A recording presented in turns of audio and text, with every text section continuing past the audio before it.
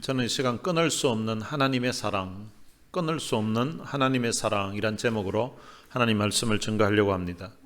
바울은 로마서 1장에서 8장까지에 걸쳐서 복음이 무엇인지에 대해서 아주 논리적으로 그리고 체계적으로 설명을 했습니다. 바울이 설명했던 복음의 내용을 요약하면 이렇습니다. 모든 사람이 지은 죄로 말미암아 율법 아래에서 다 죄인이었습니다. 그래서 하나님의 심판 아래, 하나님의 저주 아래 놓여 있었습니다. 절망적인 그 상황에 있을 때에 율법 외에 하나님이 한 의가 나타났다고 기쁜 소식을 전하고 있습니다. 그것은 바로 믿음으로 의롭다함을 받는 것입니다. 믿음으로 의롭다함을 받는다는 말은 율법과 상관없이 내가 율법을 지켰느냐 지키지 않았느냐와 상관없이 주시는 의라는 것입니다. 원래 믿음으로 의롭다함을 받는 것이 하나님이 처음부터 계획하신 의도였다는 것입니다. 그것이 사실이라는 것을 증명하기 위해서 믿음의 조상 그 아브라함의 예를 들었습니다. 아브라함은 율법이 주어지기 500년 전의 사람인데 그는 믿음으로 의롭다함을 받았다는 것입니다. 그리고 유대인들이 존경하는 다윗 왕의 예를 들었습니다. 누구나 다윗이라고 하면 다 존경하는데 그 다윗 왕도 그의 고백에 따르면 그가 행위로 하나님 앞에 의롭다함을 받은 것이 아니라 그도 허물의 사함을 받은 것이 하나님의 은혜로 하나님의 긍휼로 사함을 받고 의롭다함을 받았다는 것입니다. 이것은 하나님의 사랑에 의해서 이런 일이 벌어졌는데 하나님이 우리를 얼마나 사랑하셨는가 하는 것은 하나님이 우리를 위해서 얼마만큼 희생하셨는지 무엇을 희생하셨는지를 보면 알 수 있는데 하나님이 우리를 위해서 자기의 하나밖에 없는 아들 그 독생자를 우리를 위해서 희생하셨다는 것입니다. 십자가의 죽음에 내어주셨다는 것입니다. 그것도 우리가 아직 죄인 되었을 때 우리가 연약했을 때에 우리가 경건치 않았을 때에 우리가 지은 죄로 말미암아 하나님과 원수되었을 그때에 우리를 위하여서 자기 아들을 십자가에 내어주셨다는 것입니다. 우리가 예수를 믿고 세례를 받음으로 말미암아 예수님과 연합되었다는 것입니다. 그 연합이라는 것은 예수님의 죽음과 연합이고 그리고 동시에 예수님의 부활과 연합이라는 것입니다. 우리가 예수님을 믿고 세례를 받음으로 예수님이 십자가에 우리 죄를 위해 돌아가셨는데 그 죽음을 하나님께서는 내가 죽은 것으로 그렇게 인정해 주시고 그리고 예수님이 부활하실 때에 내 죽었던 옛사람이 다 죽고 이제 새로운 인생으로 새로운 삶으로 이제 다시 살아났다고 하나님이 그렇게 인정해 주신다는 것입니다. 그러므로 그리스도 예수 안에 있는 자들에게는 결코 정죄함이 없다는 것입니다. 하나님의 그 심판대 앞에서 유죄 판결이라는 그런 선고가 그리스도 예수 안에 있는 자에게는 없다는 것입니다. 하나님께서 우리가 예수를 믿을 때에 하나님의 양자로 삼아주셨다는 것입니다. 우리가 생각할 때는 양자 이러면은 친자보다도 못한 것 같이 그렇게 느껴지는데 그 당시 로마서가 기록될 배경에서는 이 양자가 친자와 동일했었고 어떤 의미에서는 친자보다 더 귀하게 생각하고 대접을 받았다는 것입니다. 하나님께서 미리 우리를 아셨다는 것입니다. 하나님이 창세전부터 미리 저희들을 사랑하시고 그리고 하나님이 좋아서 하나님이 그 기쁘신 뜻대로 우리를 우리를 정하셨다는 것입니다. 그리고 때가 되매 우리를 부르셨고 그리고 우리를 의롭다고 하셨다는 것입니다. 우리의 행위가 아니라 예수 그리스도를 믿는 그 믿음을 보시고 우리를 의롭다고 해주시고 그리고 영화롭게 하셨다고 그렇게 말씀합니다. 영화롭게 한다는 것은 사실은 장차 우리가 주님 앞에 갔을 때에 천국에 갔을 때에 그때 모습이 영화롭게 될 것인데 헬라어 문법상 틀림없이 이루어지는 일, 반드시 이루어지는 그 일은 미래 사건이지만 과거 시제로 그렇게 표현한다고 말씀드렸습니다. 오늘 우리가 예수 믿고 의롭다함을 받고 예수님을 닮아가는 그런 성화의 과정을 거쳐서 장차 주님과 같은 그런 영화로운 모습으로 될 것이 틀림없는 사실이기 때문에 영화롭게 하셨느니라고 이렇게 과거 시제로 말씀하고 있다는 것입니다. 바로 이런 내용들이 사도 바울이 지금 전했던 복음의 내용입니다. 이런 복음의 내용을 이제 1장에서 8장까지 전체를 다 전하고 난 다음에 이제 8장 마지막 부분에 이제 전체 복음을 전한 다음에 결론을 내리고 있는 부분이 오늘 본문의 내용입니다. 오늘 본문에는 6가지 질문이 나와 있습니다. 그 중에 첫 번째 질문이 무엇인가 하면 그런즉 이 일에 대하여 우리가 무슨 말하리요? 그런즉 이 일에 대하여 우리가 무슨 말하리요? 라는 것은 사도 바울이 어떤 내용을 설명하고 난 다음에 마지막 결론을 낼 때에 이런 표현을 사용하고 있습니다. 그러니까 이 질문은 앞에 자기가 설명했던 이 복음의 내용을 가지고서 무엇이라고 결론을 내려야 되는지 거기에 대해서 이제 결론을 내리겠다는 뜻을 지금 밝히고 있는 것입니다. 그리고 나서 그 다음에 5가지 질문이 나옵니다. 이 5가지 질문은 사도 바울이 지금 1장에서 8장까지 전했던 이 내용을 제대로 이해하고 그리고 제대로 믿는다면 이 질문하는 5가지 이 질문에 대해서 강한 확신을 가질 수 있어야 된다는 것입니다. 그 내용이 무엇인지 함께 살펴보면서 은혜를 나누고자 합니다. 첫 번째 질문은 누가 우리를 대적하겠느냐는 것입니다. 만일 하나님이 우리를 위하시면 누가 우리를 대적하리요? 하나님이 우리를 위하신다는 말은 하나님이 우리의 편이 되신다는 것입니다. 하나님이 우리의 편이 되시면 누가 우리를 대적하겠느냐라는 그런 논리인 것입니다. 우리는 인생을 살아오면서 우리의 가는 길을 막고 우리를 힘들게 하는 그런 대적들을 만날 때가 있습니다. 그런 대적들로 인하여서 마음의 상처를 받고 때로는 우리 가는 길에 참 어려움을 당할 때들이 있습니다. 어떤 경우에는 우리의 힘으로 감당이 안 되는 그런 대적들, 그런 어려움을 만날 때도 있습니다. 그러나 하나님이 우리를 위하시면, 하나님이 우리의 편이 되시면 우리가 그런 대적들을 넉넉히 이길 수 있다는 것입니다. 하나님은 전능하신 분이십니다. 이 세상에 어떤 피조물도 어떤 존재도 하나님을 능가하는 그런 존재가 없습니다. 그래서 하나님은 하시고자 하면 무슨 일이든지 다 이루실 수 있는 그런 능력을 가지신 분이십니다.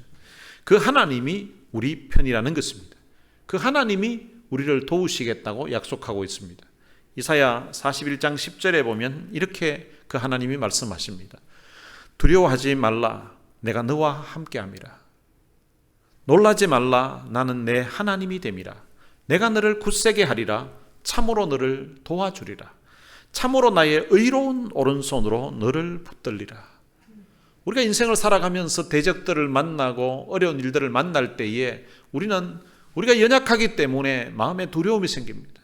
그런 두려워하는 우리를 향하여서 두려워하지 말라고 합니다. 왜냐하면 전능하신 하나님이 내가 너와 함께 하겠다고 약속하고 있습니다. 그리고 그 하나님이 우리의 하나님이라고 하면서 우리를 굳세게 만들어 주겠다는 것입니다. 그리고 참으로 너를 도와주겠다고 합니다. 전능하신 하나님이 내가 어떤 대적을 만나든지 어떤 어려운 일을 만나든지 우리를 도와주시겠다고 약속하고 있는 것입니다.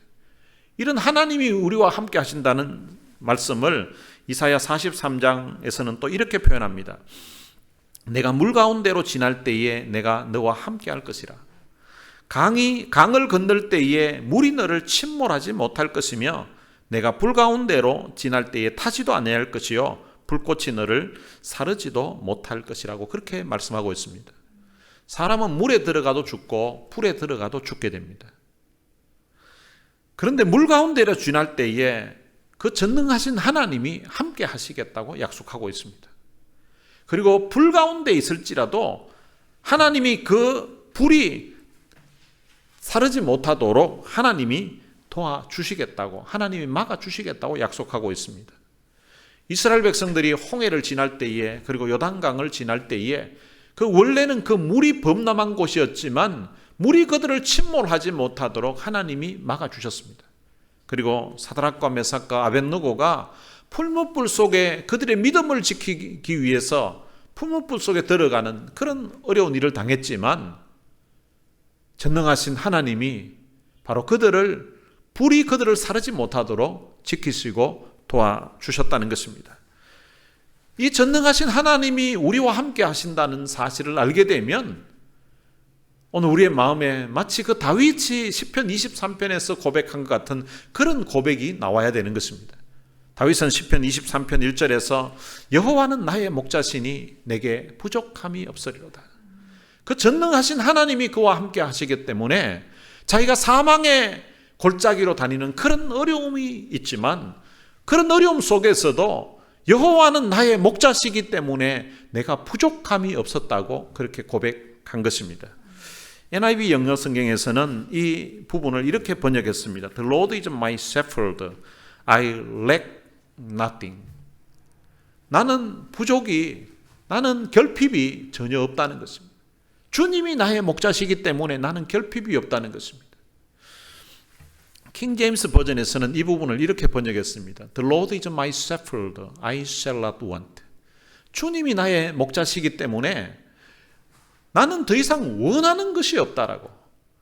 주님이 목자시기 때문에 나는 더 이상 원하는 것이 없을 만큼 그렇게 만족하다고 그런 고백을 합니다.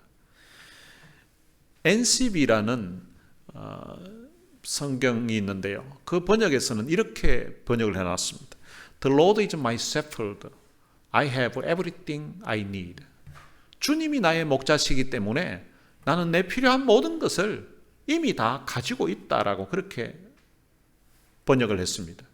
마치 그 갓난 아기에게 엄마가 있으면 다른 모든 것이 다 해결되는 것처럼 엄마가 있기 때문에 나는 모든 것이 다 갖추고 있는 것과 동일하다는 그런 의미처럼 주님이 나의 목자시기 때문에 나는 내가 필요한 모든 것을 다 가지고 있습니다 라고 그런 고백을 했습니다. 여러분, 우리도 이 전능하신 하나님이 우리 편이 되신다는 이 사실을 우리가 확신하게 되면 바로 이런 고백이 있어야 된다는 것입니다. 여호와는 나의 목자시기 때문에 나는 부족함이 없다라고. 내가 비록 사망의 음침한 골짜기로 다닐지라도 해를 두려워하지 않는다고. 왜냐하면 그 전능하신 주님이 나와 함께 하시기 때문이라는 것입니다. 오늘 바로 이런 고백이 여러분들의 마음에도 있게 되시기를 주님의 이름으로 축복합니다. 그리고 두 번째 질문은 모든 것을 우리에게 주시지 아니하겠느냐라는 질문입니다. 앞부분에 보면 자기 아들을 아끼지 아니하시고 우리 모든 사람을 위하여 내주신 이가 어찌 그 아들과 함께 모든 것을 우리에게 주시지 아니하겠느냐. 우리가 신앙생활하고 또 인생을 살아가다 보면 우리가 뭔가 참 부족함이 있고 우리에게 삶에 필요한 것들이 있습니다. 그런 필요한 것들을 내 힘으로 내 능력으로 다 얻지 못할 그런 어려운 상황을 만날 때가 있습니다. 그때에 하나님께서는 우리 하나님의 자녀들에게 무엇이든지 구하라고 그렇게 말씀하셨습니다. 너는 내게 부르짖어라. 내가 내게 응답하겠다고 약속하시고 구하면 주시겠다고 주님은 약속하고 있습니다. 그런 하나님의 그 약속의 말씀을 붙들고서 우리가 신앙생활을 하면서 뭔가 필요가 있을 때에 하나님 앞에 기도하라는 것입니다. 근데 기도하는데 우리가 하나님 앞에 기도할 때에 너무 이것 구하면 너무 염치 없는 것 아닌가 싶고 이건 너무 내가 큰 것 구하는 것 아닌가 싶은 그런 생각이 들 때가 있습니다. 근데 성경은 말씀하시기를 하나님이 자기 아들을 아끼지 아니하시고 우리를 위해서 주셨다는 것입니다. 여러분, 아들 줬다는 말은 다 줬다는 말이에요. 가장 소중한 것을 주셨기 때문에 다른 부수적인 것들은 우리가 원하면은, 우리가 필요하다면은 무엇이든지 줄 수 있다는 것입니다. 빌립보서 4장 19절에서는 이런 고백을 합니다. 나의 하나님이 그리스도 예수 안에서 영광 가운데 그 풍성한 대로 너희 모든 쓸 것을 채우시리라.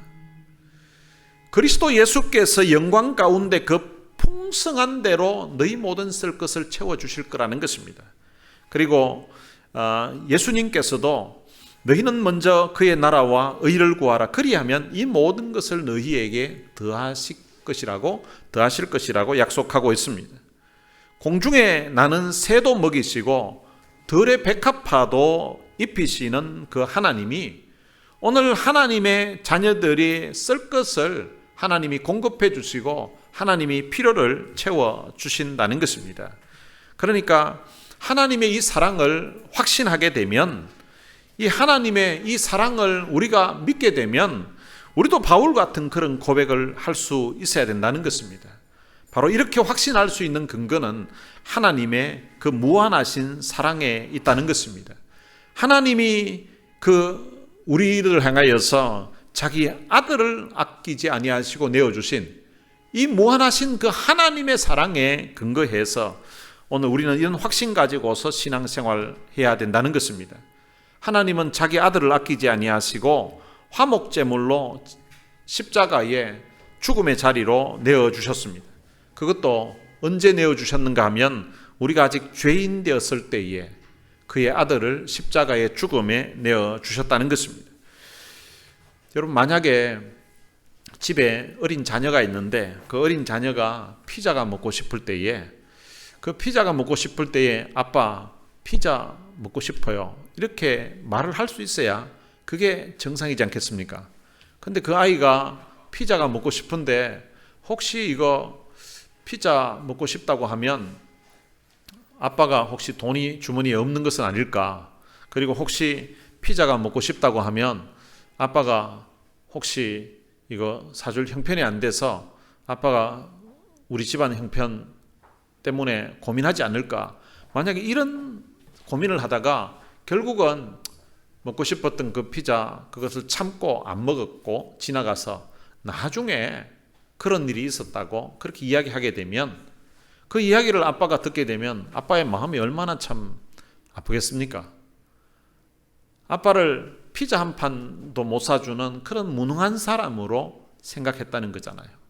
그럼 하나님도 그럴 수 있습니다. 어떤 한 책에 보니까 어떤 한 그리스도인이 천국에 간 거예요. 천국에 갔더니 베드로가 이제 천국 방들을 이렇게 쭉 이렇게 구경을 시켜주는데 한 곳에 갔더니 한 창고가 있는데요. 근데 다른 곳은 다 구경을 시켜주면서 이 창고는 이 베드로가 여기는 안 보고 그냥 지나가는 게 낫겠다고 하는 거예요. 그럼 왜 여기는 안 보여주고 그냥 지나가시냐고 했겠네. 여기는 괜히 봐야 뭐 좋을 거 없다고 뭐 그냥 가자고 하는 거예요. 그러니까 더 궁금한 거예요. 왜 여기도 좀 보여주시죠? 하니까 괜히 봐봐야 별로 안 좋을 것 같은데 그래도 보고 싶냐고 할게. 보고 싶다고 하는 거예요. 그래, 안에 들어가 보니까요, 선물 상자들이 쫙 있는데요. 보니까 자기 선물 받는 사람이 자기인 거예요. 근데 그 선물이 있는데 보니까 그 선물을 이제 상자를 이제 봤어요. 보니까 이게 자기 인생에 다 필요한 것들이었던 거예요. 정말 자기 인생의 순간순간 돌아보니까 이게 정말 필요했던 그런 순간들이 있었는데, 근데 그 천국의 선물 상자에 그냥 있고 받는 사람이 자기인데 그 창고에 있는 거예요. 그래서 베드로에게 여쭤봤습니다. 아니, 이거 내 인생에 살아갈 때 이게 정말 필요해서 이거 없어서 참 힘들었던 적이 있었는데 보니까 그런 것들만 있는데 왜 이게 나인데 주는 선물인데 왜 여기 있냐고. 그래 물었더니 베드로가 하나님이 너인데 주려고 다 선물을 다 싸놓고 기다리고 있었는데 네가 달라고 기도를 안 했어. 네가 달라고 기도만 하면 하나님이 보내시려고 다 준비해 놓고 있었는데 네가 기도를 안 했기 때문에 이걸 너인데 주지를 못했다고 그렇게 한다는 거예요. 하나님은 전능하신 분이십니다. 그리고 우리를 위해서 자기 아들을 주실 만큼 너무나 사랑하신 분입니다. 그래서 우리가 원한다면 무엇이든지 해줄 수 있다는 것입니다. 그래서 우리가 기도할 때에 너무 그냥 이거 큰 거 구한다고 생각하지 말고 믿음 안에서 큰 꿈을 가지시고 하나님 앞에 기도해 보시기를 바랍니다. 그러면 하나님께서 아들을 주셨기 때문에 다른 것들은 하나님에게서 별로 중요한 게 아니라는 거죠. 아들을 주신 분이 다른 것 얼마든지 줄 수 있다고 성경은 약속하고 있습니다. 바로 여러분들에게 이런 믿음이 있게 되시기를 바랍니다. 텍사스의 한 거지가 예수를 믿게 되었습니다. 그런데 이 거지가 예수를 믿게 되었는데 자기 재산이 아무것도 없는 거예요. 다른 사람들은 교회 와서 헌금을 하고 이러는데 자기는 뭐 가진 게 없으니까 예수를 믿고 참 감사한데 자기가 헌금할 돈이 없는 거예요. 그래서 자기도 이제 예수를 믿었으니까 이제는 하나님이 자기 아버지신데 이제 거지 생활하면서 살아서는 안 되겠다는 그런 생각을 했습니다. 그래서 자기가 뭘 하려고 하니까 배운 것도 없고 그리고 가진 것도 아무것도 없으니까 뭘 해서 돈을 벌 수 있을까? 자기가 장사를 해야 되겠다고 생각해요.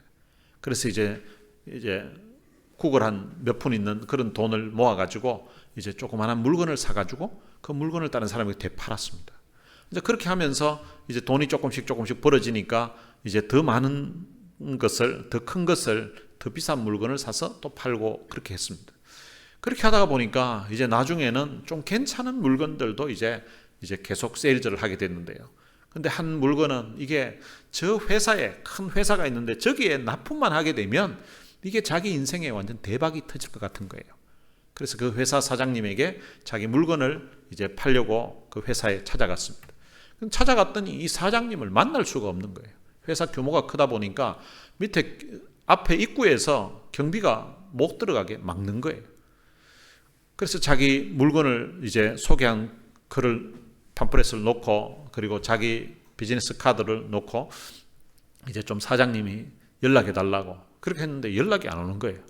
그래 다음에 또 찾아가서 이제 또 소개하고 또 소개하는 글을 남기고 몇 번을 했는데도 이 사장님이 연락 자체를 안 오는 거예요. 그래서 이분이 한 번은 기도를 하다가 편지를 썼습니다. 편지를 썼는데 근데 그 쓴 편지가 그 회사 사장님에게 감동이 된 거예요. 이 사장님도 아주 신실한 크리스찬이었는데 그 문구를 어떻게 썼는가 하면 전능하신 하나님도 내가 기도하면 만나주시는데 당신은 도대체 왜 내가 몇 번이나 그렇게 찾아오고 좀 만나달라고 하는데 만나주지를 않냐고. 근데 그 앞에 있는 그 문구가 전능하신 하나님도 내가 기도하면 만나주시는데 당신은 도대체 왜 나를 안 만나주냐고 이렇게 이제 하는 그 문구가 가슴에 와닿았다는 것입니다. 그래서 그 사람에게 연락해가지고 그 사람 이야기를 듣고 또 물건 보니까 괜찮아서 이제 그 회사에 물건을 납품하도록 해줬다는 것입니다. 그러니까 이 거지가 그 세일즈맨으로서는 아주 탁월하게 참 많은 실적을 올려서 부자가 되었다는 그런 글을 책에서 읽은 적이 있습니다. 그럼 우리가 하나님 앞에 기도할 때에 내가 필요한 것 하나님 앞에 기도하면 하나님께서는 우리 필요한 것을 넉넉하게 그리고 넘치게 채워주시겠다고 약속하고 있습니다. 바로 이 하나님의 이 사랑에 대한 이런 확신이 여러분들 가슴에 있게 되시기를 주님의 이름으로 축복합니다. 그리고 세 번째 질문은 누가 고발하리요? 라는 것입니다. 누가 능히 하나님께서 택하신 자들을 고발하리요? 우리들은 다 허물과 죄가 많았던 사람들입니다. 우리가 예수를 믿고 믿음으로 의롭다함을 받았다고 하지만 실제 우리의 삶에서 경험하기는 우리의 말과 행동 그리고 우리의 마음과 우리의 하는 일 이런 것들을 보면 실제 우리의 삶에서 하나님의 말씀과는 거리가 먼 그런 모습으로 살아갈 때가 많이 있습니다. 그때 이 마귀란 놈이 우리의 양심에 고발을 할 수가 있습니다. 그리고 하나님께 고발을 할 수가 있습니다.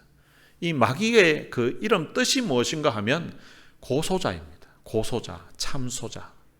이 마귀는 오늘 우리 신앙인들이 잘못할 때에 하나님 앞에 이 인간이 이런 짓을 했다고 이런 놈이 어떻게 천국 가면 되냐고 이런 놈이 어떻게 구원받을 수 있냐고 이런 식으로 이제 하나님 앞에 고소를 하는 그런 존재인 것입니다. 세상도 보면요. 오늘 일반 사람들이 죄를 범했을 때도 이제 신문에 나오는 그런 경우가 있죠. 그런데 일반 사람들이 지었으면 신문에 나오지 않을 그런 죄도 그리스도인들이 했다고 하면 그게 이제 신문에 나오는 그런 경우도 있습니다. 똑같은 죄를 지었는데 일반 사람이 이런 죄를 지었으면 별로 이슈가 안 되는데 그게 교회 목사가 지었다든지 교회 장로가 지었다든지 이러면은 그게 이제 신문에 나오는 그런 일이 많이 있습니다. 그래서 그런 기사들을 보면 그게 댓글에 많은 사람들이 교인들을 욕하고 또 목사를 욕을 하고 기독교인들을 비난하는 그런 댓글들로 채워질 때가 있습니다. 그런데 그런 댓글, 그런 기사를 보게 되면 신앙인들이 위축감이 들고 그리고 이 자신감이 사라지게 되고 내가 어디 가서 그리스도인이라고 떳떳하게 이야기하지 못할 것 같은 그런 마음이 들게 되는 것입니다. 그럴 때에 누가 우리를 고발하리요? 하나님이 택하신 자이기 때문에 마귀가 아무리 고발을 해도 효력이 없다는 것입니다. 왜냐하면 하나님께서 우리가 지은 그 죄값으로 그의 하나밖에 없는 아들을 십자가의 죽음에 내어주셨다는 것입니다. 그 예수님이 죽으심으로 말미암아 우리의 모든 죄값을 다 지불했기 때문에 더 이상 마귀가 우리를 고발할 수 없다는 것입니다. 그리고 고발한들 그게 아무런 효과가 없다는 것입니다. 그래서 우리의 양심에 네가 이러고도 그리스도인이냐고, 네가 이러고도 크리스찬이냐고 이렇게 할 때에 맞습니다. 나 정말 자격 없는 놈인데 그럼에도 불구하고 이런 나 같은 놈을 위해서 예수님이 십자가에 돌아가셨다고. 그 예수님이 나 대신 십자가에 돌아가심으로 말미암아 내 모든 죄가 사함 받아서 하나님께서는 나를 의롭다고, 의로운 사람이라고 그렇게 인정해 주셨다라고 그렇게 고백할 수 있어야 된다는 것입니다. 그리고 네 번째 질문은 누가 정죄하리요? 라고 말합니다. 죽으실 뿐만 아니라 다시 살아나신 이는 그리스도 예수시니 그는 하나님 우편에 계신 자요 우리를 위하여 간구하시는 자신이라. 누가 우리를 정죄하겠냐는 거죠. 이 정죄한다는 것은 유죄 판결을 선고하는 것입니다. 마지막 최후 심판 때에 심판주가 누구가 되는가 하면 그분이 바로 예수 그리스도라고 성경은 알려주고 있습니다. 예수님이 최후 심판 때에 심판주가 되십니다. 그런데 그분이 우리를 위해서 십자가에 대속의 죽음을 죽어주셨고 지금도 우리를 위해서 하나님 보좌 우편에서 간구하신다고 기도하고 계신다고 그렇게 말씀하고 있습니다. 그러니까 우리를 위한 어떤 마귀의 고발뿐만 아니라 어느 누구도 우리를 유죄 판결을 할 수 없다는 것입니다. 왜냐하면 하나님이 우리를 의롭다고 인정하셨고 그리고 마지막 최후 심판 때에서도 주님이 우리를 위해서 십자가에 돌아가셨던 그 주님이 지금도 우리를 위해서 기도하시는 그 주님이 심판주가 되시기 때문에 우리를 어느 누구도 유죄 판결을 선고할 수 없다는 것입니다. 하나님께서 우리를 의롭다고 선언하셨습니다. 이 선언은 되돌릴 수 없는 선언입니다. 뿐만 아니라 우리에게는 죽으실 뿐만 아니라 다시 살아나신 그 예수 그리스도가 계십니다. 그렇기 때문에 누가 우리를 정죄하리요? 우리를 정죄할 리가 아무도 없다는 것입니다. 믿음으로 의롭다함을 받았다는 이 사실을 여러분들이 확실히 믿으시기를 바랍니다.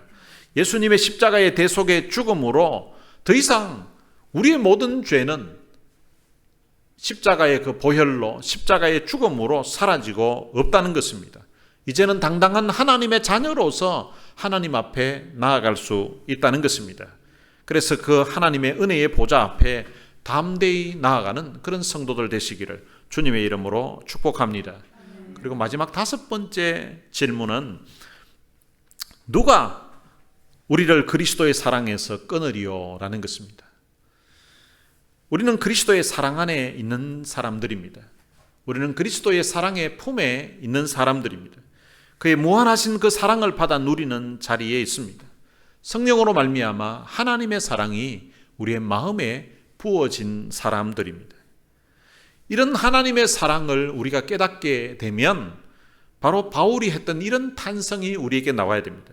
누가 우리를 그리스도의 사랑에서 끊으리요? 우리를 그리스도의 사랑에서 끊을 존재가 이 땅에는 없다는 것입니다. 그런데 우리가 알아야 될 것은 우리가 하나님의 사랑을 확신하고 이 그리스도의 사랑을 우리가 깨닫고 살아간다 할지라도 우리의 삶에는 여전히 고난이 있고 어려움이 닥쳐온다는 것입니다. 여러분 드라마 같은 데도 보면 사랑을 그 주인공들이 막 열렬한 사랑을 하잖아요. 근데 그런 열렬한 사랑을 하게 되면 이제 그 옆에서 방해하는 세력도 아주 막 혹독하게 방해하는 것을 볼 수가 있습니다. 막 열렬한 사랑을 하게 되면 그 부모들까지도 막 어떤 데는 반대하는 부모는 눈에 흙이 들어가기 전에는 절대 결혼 못한다고 이렇게 방해를 하면서 못하게 하는 경우가 있습니다. 여러분, 이 그리스도께서 우리를 향한 그 사랑은 이 땅의 어떤 사랑과도 비교할 수 없는 너무나 열렬한 사랑입니다.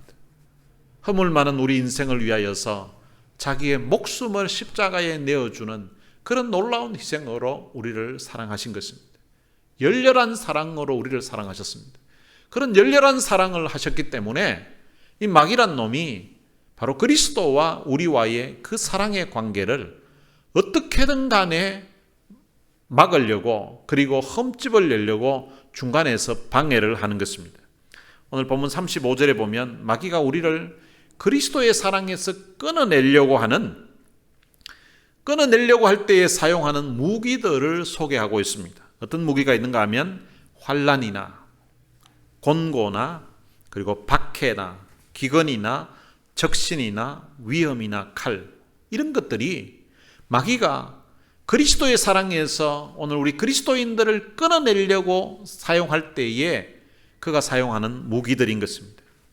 우리 믿음의 선배들은 마귀가 사용하는 이런 무기들 때문에 여러 가지 많은 어려움을 겪었습니다. 그러나 그런 어려움 가운데서도 그들은 믿음을 지켰습니다.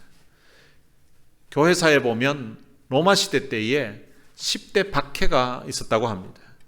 일반 상황에서도 예수 믿는 사람들을 박해하는 사람들이 있었지만 10대 박해 때는 마치 물고기를 잡는 걸로 치면 평상시에 낚시하고 이렇게 하는 물고기를 잡는다면 10대 박해 때는 마치 거물을 쳐가지고 그냥 다 잡아들이는 그런 상황으로 박해를 했습니다.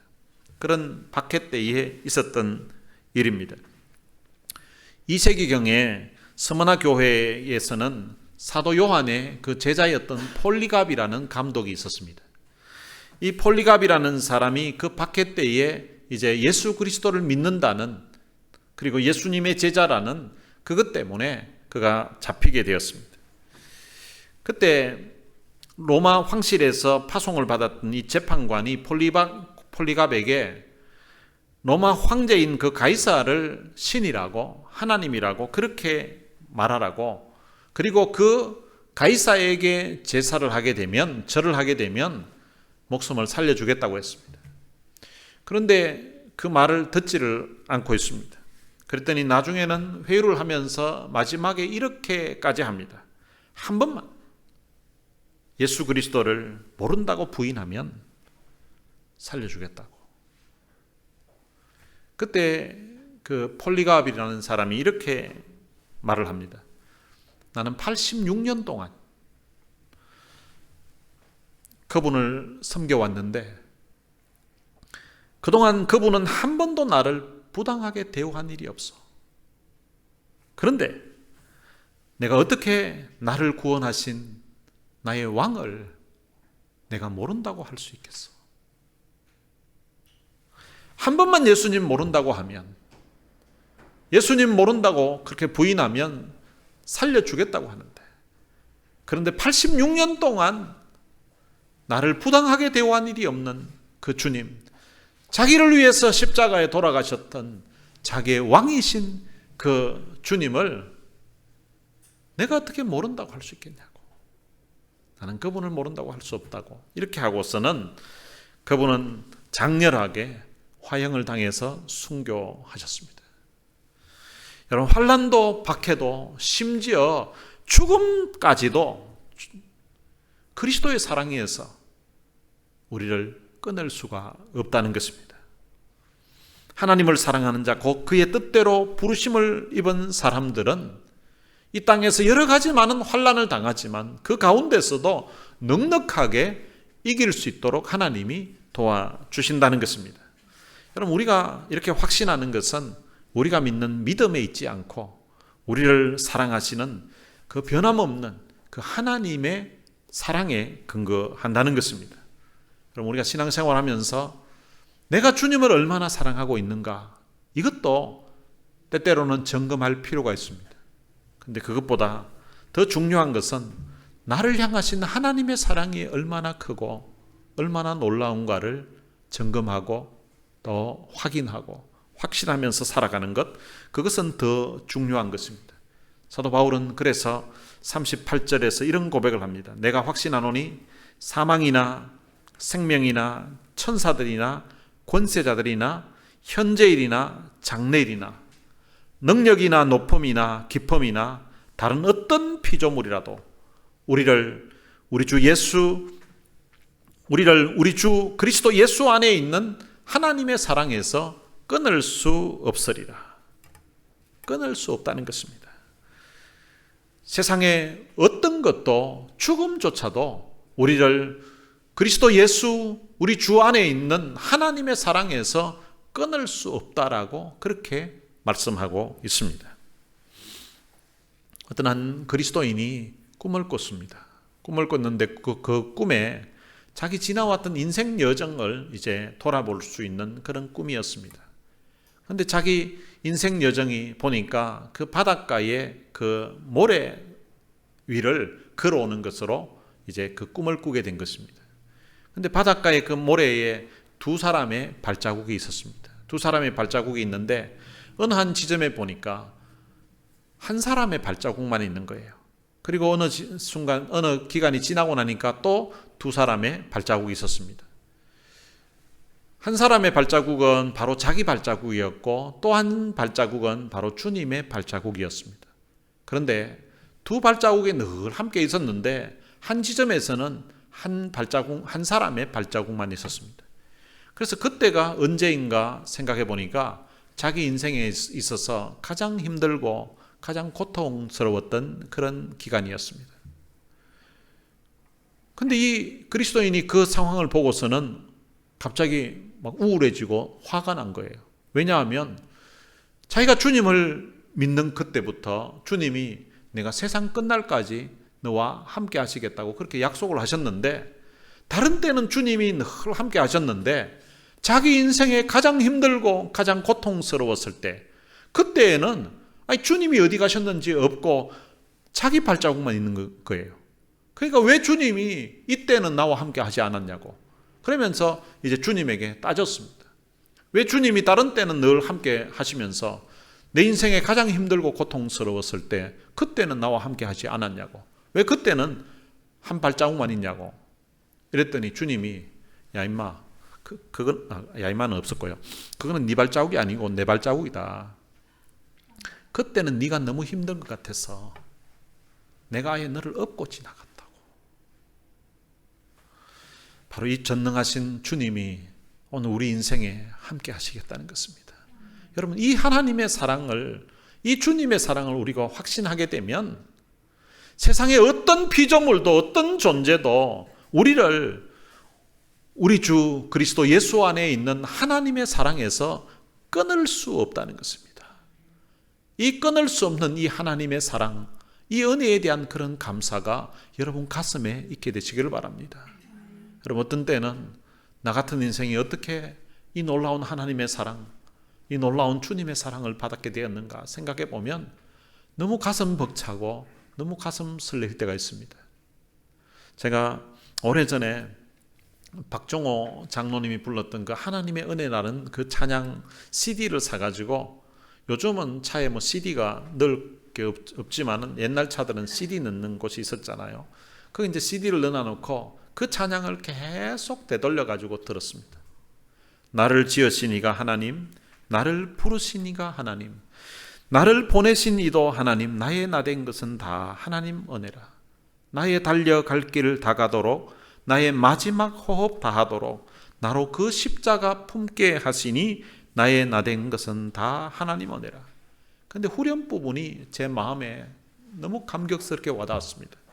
한량 없는 은혜, 갚을 길 없는 은혜, 내 삶을 내어 사는 하나님의 은혜. 이 가사 내용을 부를 때면 막 가슴이 부풀고요, 가슴이 막 설렜습니다.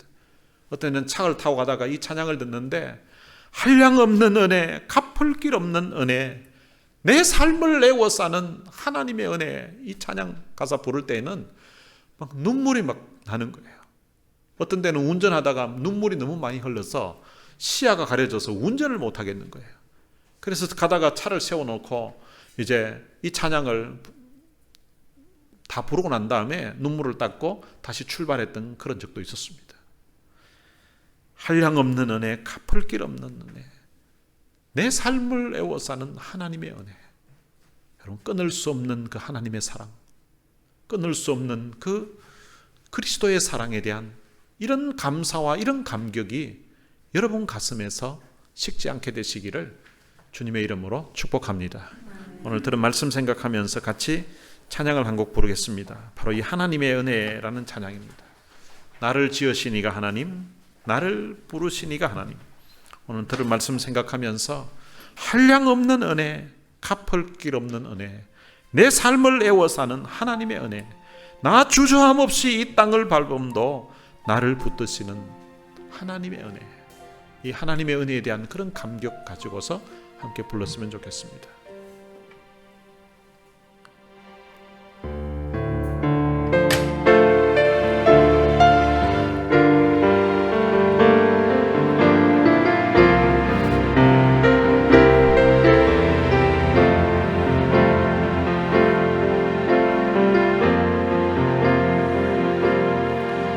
나를 지으신 이가 하나님, 나를 부르신 이가 하나님, 나를 보내신 이도 하나님, 나의 나 된 것은 다 하나님 은혜라. 나의 달려갈 길 다 가도록, 나의 마지막 걸음 다 하도록, 나로 그 십자가 함께 하시니, 나의 나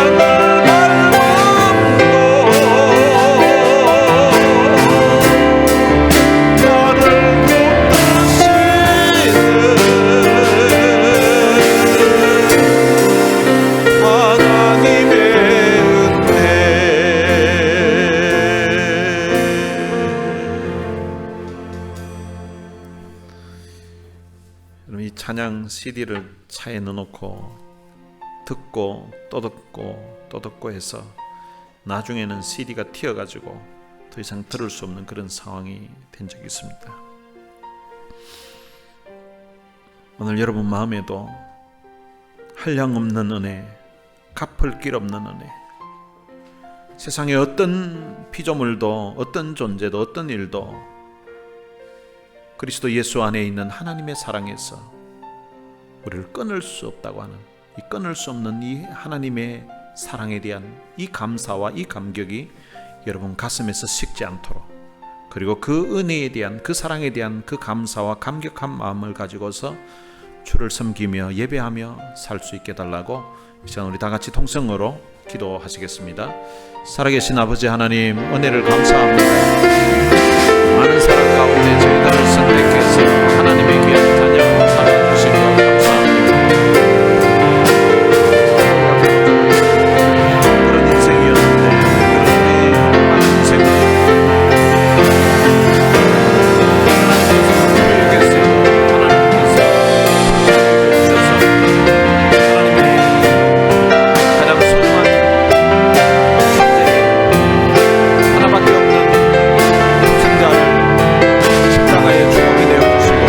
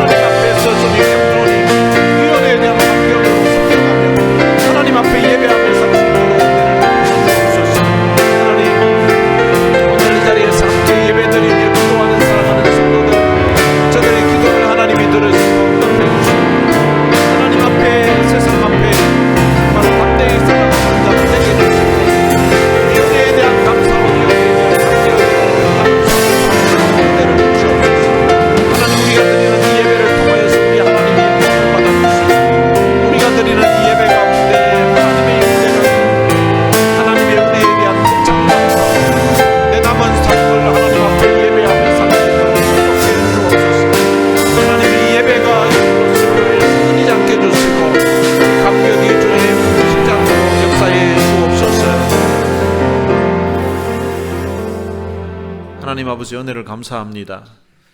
많은 사랑 가운데 저희들을 미리 아시고 미리 정하셔서 하나님의 귀한 자녀 삼아주신 것 참으로 감사합니다. 때가 되면 저희들을 부르셔서 믿음으로 의롭다함을 받게 하시고 또한 우리들을 장차 영화롭게 하신다고 하시니 참으로 감사합니다. 누가 우리를 대적하리요? 누가 우리를 고발하리요? 누가 우리를 정죄하리요? 누가 어떤 피조물이 그리스도 우리 주 예수 안에 있는 하나님의 사랑에서 끊으리요? 라는 이런 놀라운 고백이, 이런 탄성이 오늘 우리의 마음에도 우리의 입술에도 있게 하여 주옵소서. 하나님이 아들을 주실 뿐만 아니라 또한 그 아들과 함께 무엇이라도 하나님의 자녀가 은혜의 보좌 앞에 나아가서 하나님 앞에 구하면 주시겠다고 약속해 주시니 참으로 감사합니다.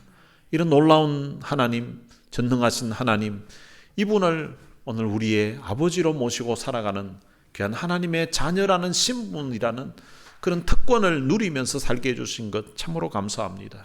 이 은혜에 대한 감사가, 이 은혜에 대한 감격이 우리의 가슴에서 식지 않도록 도와주시고 끊을 수 없는 이 하나님의 사랑에 대한 이 감사와 감격한 마음으로 남은 삶을 하나님 앞에 예배자로 살게 하시고 하나님을 섬기며 살아가는 귀한 하나님의 자녀 되게 하여 주옵소서.